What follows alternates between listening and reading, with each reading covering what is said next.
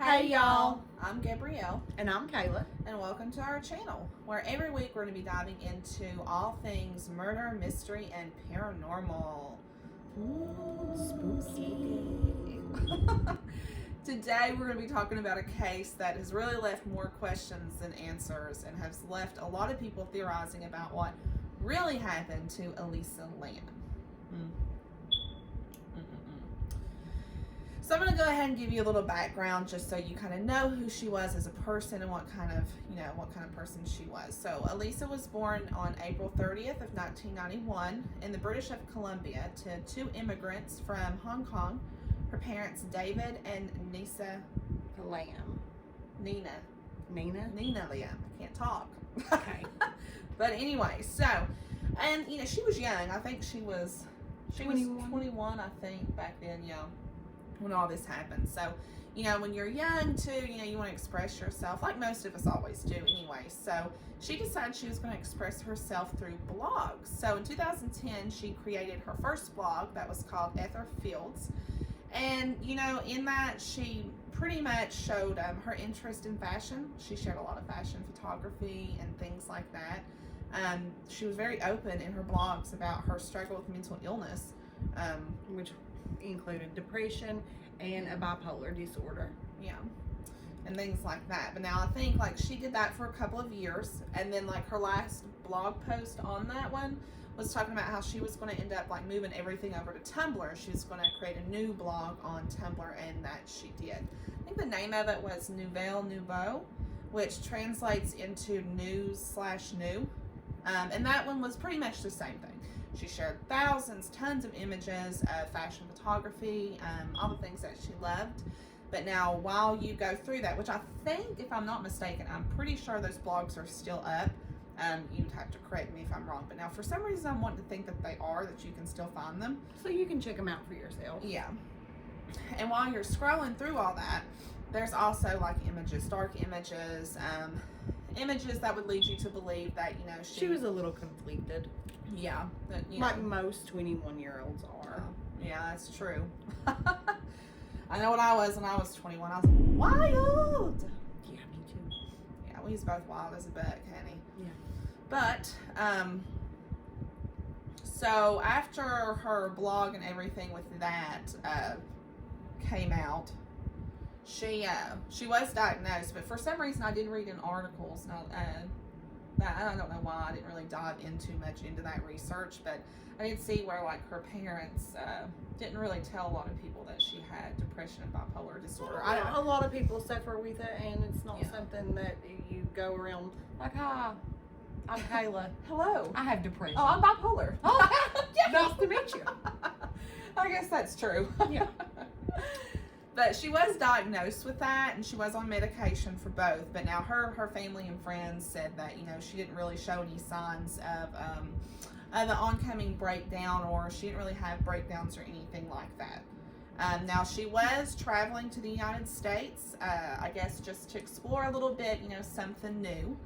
And so from that, I think it was on January 28th, she checked into the Cecil Hotel. And if you don't know the Cecil Hotel, honey, then my girl's going to tell you about it. Yes, I will tell you all about the Cecil Hotel. So, it is one of the most notorious hotels in Los Angeles. And it is notorious for suicides, homicides, and some rape cases. Most unsolved. It also frequented a lot of serial killers, like Richard Ramirez and another man named Jack Underweger, I believe. Don't really know what he did. We'll have to. Yeah, not sure about him. But Richard Ramirez was a huge serial killer, or well known for being the Night Stalker. Yeah. And another fun fact is, if anyone knows about the Black Dahlia, she also stayed there, and her body was found quite close to the Cecil Hotel, which is located on a street called Skid Row. And the reason it's called Skid Row is because of the numerous amount of homeless people that live on this street. I'm sitting here now, it's just now hitting me. Isn't there a rock song called Skid Row? Skid Skid Roses or something. I thought that Skid Row was when you was like on death row or something. Like something to do with prison or something. I'm not sure. Oh, you can tell we're country bumpkins. Yes. Okay, so then we're kind of like going through a timeline here to get you to the moral of all of this. So then on January 31st, that was the day she was supposed to have checked out of the notorious Cecil Hotel. But that she obviously did not. No, didn't turn in her key. She was seen by some of the hotel staff. Yeah. But she didn't check out, regardless. Yeah. And this was January the 31st. Yeah. She was even seen. By a bookstore clerk. She went to a bookstore that was nearby. She loved books. She loves things like that. So she went over there, and the bookstore clerk had said that she had talked to her, and she was like normal. Like she didn't show any signs of anything frantic or anything going on. She was looking for gifts. I think is what she said in an interview, that she was looking for gifts, which I suppose was for her Mother and father, friends. maybe. Yeah. But she was worried. She was worried about if the books and stuff or the gifts she was going to get may have been too heavy for traveling. But she said besides that, she didn't show any signs of, anything questionable. Right. And then the next time she was spotted or seen was a mysterious and quite freaky elevator clip, which we will get to in a second. Yeah. All right. So this is January 31st. Okay. So she was like this entire time she's traveling by herself. She was calling her parents every night. Yeah, like check-ins. Just let you know, like, hey, I'm okay, like, blah blah blah. Like most people would do. How your travels are going and things. Yeah. Well, on this particular night, she didn't call her parents, and that kind of set her parents into a panic, which I'm sure it would any good parents. Well, of course, your daughter's in a whole different country. Yeah. I mean, when she goes, her boyfriend lives in, is it Cincinnati or Columbus? I'm not sure. You don't know mine? Yeah. Oh, I didn't know you were talking about my boyfriend. My boyfriend lives in Columbus. Yeah, so like whenever she goes down there, because like we talked every day. We talked every day our whole lives. We're cousins. And if I don't hear from her for a day, even if it's just a message, I'm like, did something happen? Did he hurt her? Paranoid. Did she stop at a gas station? She's disappeared. So I usually call you when I get there, though, and let you know I'm okay. She does. But if you didn't, I would freak out a little bit. I'd be like, Alan, what's going on? Yeah. We're going to have to drive down there and find this girl. And her boyfriend's a cop, so he would. So. Yeah. He would probably. That's a plus. That's a plus, Yep. But anyway, so her parents didn't hear from her. They freak out. They end up flying in, and so they go to the LAPD and end up filing a missing persons report. Nothing ends up coming of that, but they end up going to the Cecil Hotel. They check her hotel room. No foul play, no signs of disturbance or anything. Yeah, in the hotel room. Yeah. So they end up going to they end up having a press conference. Nothing comes out of that. So by this time now it's February 14th, Valentine's Day, and they give the world the wonderful Valentine's Day gift of this elevator footage, which is the last known footage of Elisa Lam. Which is a disturbing clip of footage. Yeah. She looks a little paranoid, a little scared. At one point, she looks like she's hiding from somebody in the elevator. Yeah. She awkwardly jumps out of this elevator and is looking both ways, gets back in, gets back out, starts moving her hands in a weird way. Yeah. That a lot of people say that she's talking to somebody. But you can't see anyone else. But you can't. Don't worry. I'm gonna try. I'm gonna show little snippets right here in between us. I'll leave a link in the description of the video, a link to the entire elevator footage that you can that you can watch it yourself if you haven't already. But anyway, she gets out of this elevator, and a lot of people speculate that she is talking to somebody.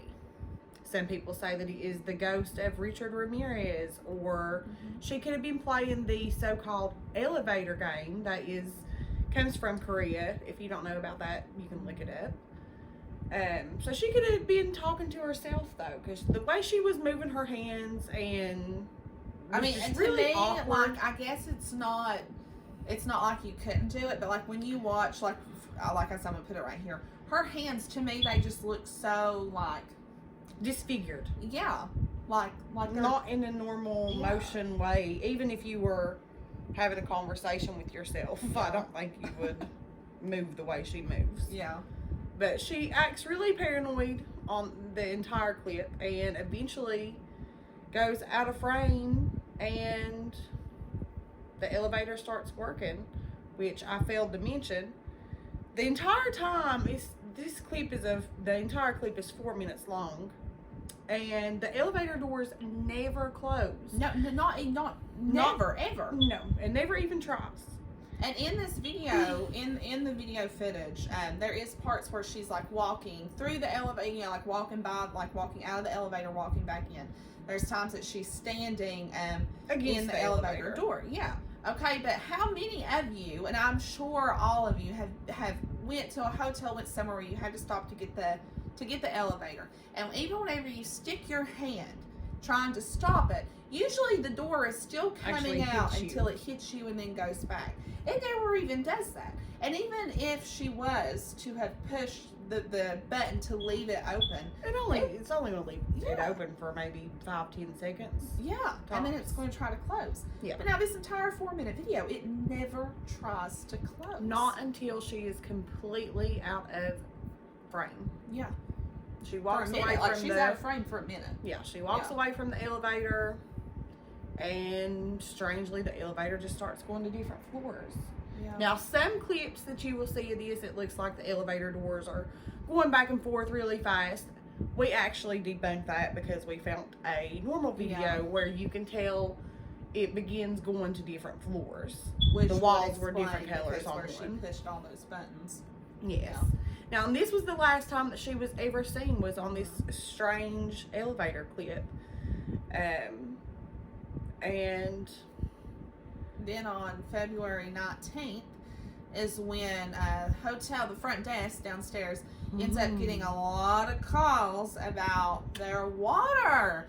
They said the water pressure sucked and the water was coming out like tasting bad, strange colors. Yes, and so this is what leads to her appearance, I guess we can call it, finding her.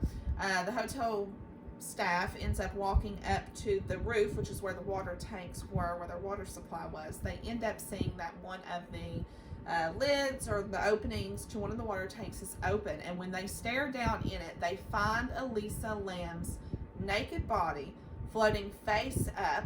Her clothes, her watch, and the keys were in there with her, floating around, which is weird in itself. Yeah.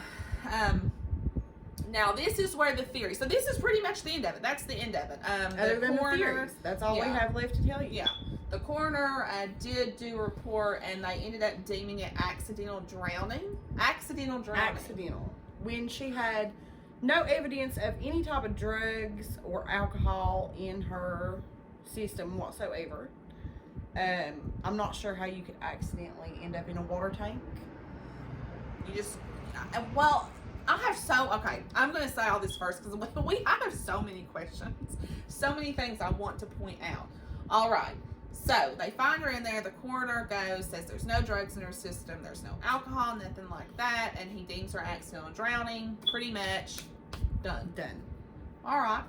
So this is what she said, like Kayla said, all these theories. So there's people who have stated, paranormal stuff. People who have said maybe it was the elevator game. People who've said they thought maybe she was possessed. And then people who think that she may have met foul play because of Skid Row and things like that. Yeah. Now, a lot of people have went in and tried to say that it was suicide, that because she was had bipolar disorder and depression, that she killed herself. But I'm not buying that. Yeah, I'll tell you why I don't buy the suicide theory. Yeah. Is because, for one, at the bookstore, she was planning for a future. She was buying presents. She talked about how how the books may be too heavy for her travels. Mm-hmm. Also, her blog made a lot of future posts, which correct me if I'm wrong, you set those up for a future date to be posted. Yeah.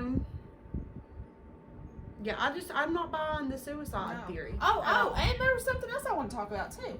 Was the fact that her checkout day was January 31st, but yet the elevator footage was from February 1st. So when you're checking out, like usually checkout's like what, 11, 12? That day, yeah. Yeah, okay, and the elevator footage was supposed to have been in the evening at night.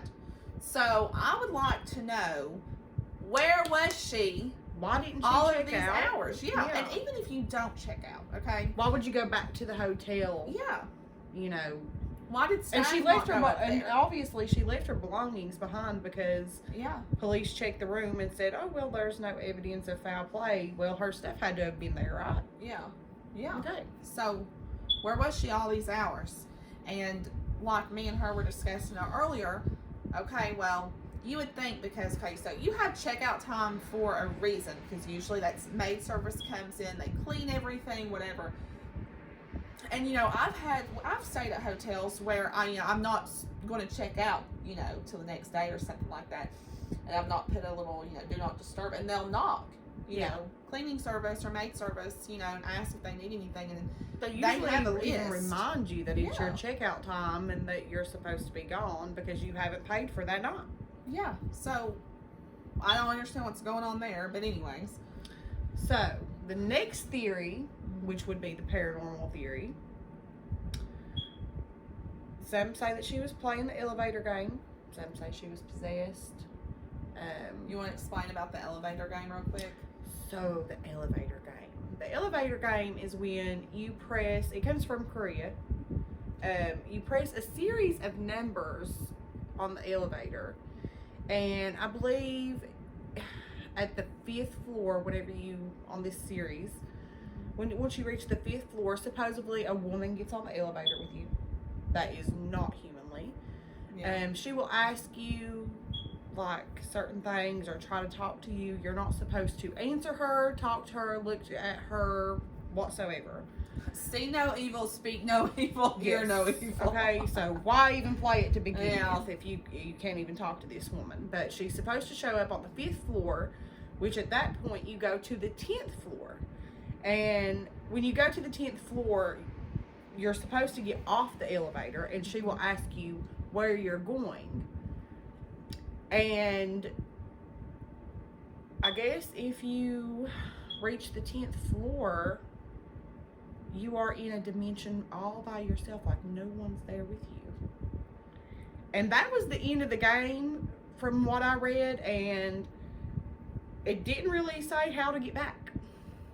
So why would you play a game? Other than when there's no way to get back. You cannot talk to this girl and you cannot get off the elevator at the 10th floor. So what was the point in playing the so-called elevator game? So the paranormal thing, that's about it that could conclude that, other than being possessed by a serial killer that had stayed there, or... Yeah, people had talked about that, And then let's dive into the murder theory. There's so many things that could have went on with a murder theory. Yeah. But it still doesn't explain the elevator doors staying open. Yes. Or how was the water tank opened? Oh, yeah, so that's what I wanted to say, too. So I had done some research and found where some of the hotel staff, the workers there that night, so they claim, they act as if, they know. So they claim that the door up to the roof, which is where the water tanks were, that door was locked. And even if it wasn't locked, which they say that it was, it would have set off an alarm, all right? So no alarm was set off. So one of the only other ways that she could have got up there was through the fire escape. I think they said there was 2 fire escapes that you could get up there too, all right? So let's just say, for theory's sake, that she did climb up the fire escape to get to the roof, all right? They also say that there was no ladder up there that night. There was no ladder on the roof. And they could be covering their tracks. However... Right. But now these water tanks are 10 feet high. Now, I'm sure she was not 10 feet high, okay? And on top of that... They said that the lids were unhinged, so they don't even know how she was even able to open it. And if you see these water tanks, you would kind of get an idea of how heavy the tops would be. Yeah. And there's been reports that it was unhinged. So you would have to lift it up above your head pretty much to get in, without knocking the entire top off. There's other people that we've heard say that they were locked. Yeah. That they were locked and there was no way to open them. Yeah. So how did she get in there? I personally, well, that's why we wanted to even do this. So, what do you think happened? What is your gut? What do you want to go with? I wish I could say, but see, first of all, I know in my heart I just feel this way. Now I could be wrong. I don't know, but in my heart I just don't feel like it was suicide. I mean, you know, they have tons of suicides there that happen. They jump out of windows, and not that I'm condoning that. You know, if you do feel suicidal or you have suicidal thoughts, you know, I'll do the hotline number down in the description. You know, we love you. Please get help. But there's some, you know, why would you want to drown yourself? Why wouldn't you just jump out of the window? If that's really what you're going to do. You never really hear of anyone committing suicide by drowning. Yes. Okay, there's so many different ways. Don't want you guys to do this, but there's so many different ways that would cross your mind to commit suicide other than drowning yourself. And you would think too, like that, even if you were to do something like that, all right, to where you're forcing yourself to drown, you'd think that your body would go into fight or flight, and whether you wanted to or not, that you would be like, yeah, and I mean, even if she was down in this air. tank, they said it was only, what, 3/4 full or something, something like that. like that. So you would have had enough room to fight your own demise. Right. Another theory was the fact that she was on medication for being bipolar and disorder and depressed. Yeah. That to me just doesn't really make a lot of sense either. I guess that would go along with being suicidal, but they didn't even find any drugs or alcohol to conflict these to cause hallucinations or anything of that nature to cause her to commit suicide. Right. Which we're not going to get into it in this video. Maybe we'll do another video that's more descriptive and explanatory of what I'm about to say. But, you know, we kind of believe there's been stuff to back this up to an extent and tests done about, you know, they believe that if you, people who hallucinate when you're on drugs or certain things that what they see is actually like another realm you're actually looking into. When we're sober, I feel like we have a shield up. Yeah. We have blinders on. We only see our perception or what we are supposed to see of the world. Right. Drugs can diminish that and make the veil a little thinner than it should be. Yeah. And you might see things that, you know, you shouldn't see. Yeah. A lot of people, you would even say, what is it, like your third eye is open. Yes. Yeah. But that's a whole different video. Different video. Different day, different time. But if we were to get down to everything, another person, you're going to probably hear about the tuberculosis. The tuberculosis outbreak was after they found her body. For one, the only reason that was even brought up was because of the testing kits was called Elisa Lam. Which was her name flipped. Yeah. Totally no, weird. I couldn't find anything on that. Like, all I could find was that, you know, the fact that it was pretty much her name backwards. Like, yeah, that's weird. Oh, wow. Like, that's strange. Yeah, that has nothing to do weird. with how she died or why she was found in a water tank, naked, with her things. Yeah. Her phone was never found. That was one thing. Her phone was never found. She had a temporary cell phone. So, see, I think it's one or two things. Like, I think either that maybe murder or she saw something that she should have seen on Skid Row, maybe drug deal or something, or maybe she was just a victim of, you know, somebody in the working in the hotel, because you would have to have access to the roof, and some people will say that the video was edited. Yeah, the videos would have to have access to that. But no, that's not what like I said, I think either she was a victim in a horrendous, you know, random murder type thing, or I think, you know, I'm a huge paranormal advocate, obviously. I believe in the paranormal. Yeah. And, you know, to me, I don't think it's very far-fetched for me to believe that, you know, maybe she was seeing some paranormal activity or some things like that. You know, I do believe in possession. You know, in the Bible it talks about I'm a little bit of a like skeptic on the elevator game. However, yeah, no, I am too on that one. The only thing that would explain the doors of the elevator and her paranoid reactions, both of those combined, would be something paranormal. Yeah. Something that we couldn't explain, because obviously it's never been explained. Yeah. Because to me, when she's stepping out of the elevator and she's moving her hands weird and stuff, you know, to me it's almost like she's talking, which a lot of people think that. It's almost like she's talking to someone or something that's out of the frame, like you can't see them.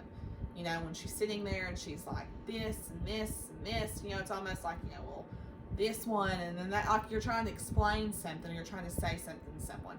And even the way that she steps out of the elevator, it's like she's hiding from somebody. You know, like even whenever she steps out and she's like looking around real quick, like she's, you know, she's freaking out, like she's being chased or by someone or something, or she sees something or something that we she's don't not. see. Yeah. So I think that I want to lean more towards one of those, either that or she was murdered. I do not believe that she killed herself, and I'll probably never believe that. So, yeah. And I'm right there with you. Yeah, paranormal or murdered. Mm-hmm. But even the murder theory doesn't really explain a lot of things. Well, that's true too. So, that's true too. That's where I fall. Yeah. Well, thank you guys for watching our video and hanging out with us. Like, subscribe, hit the notification bell.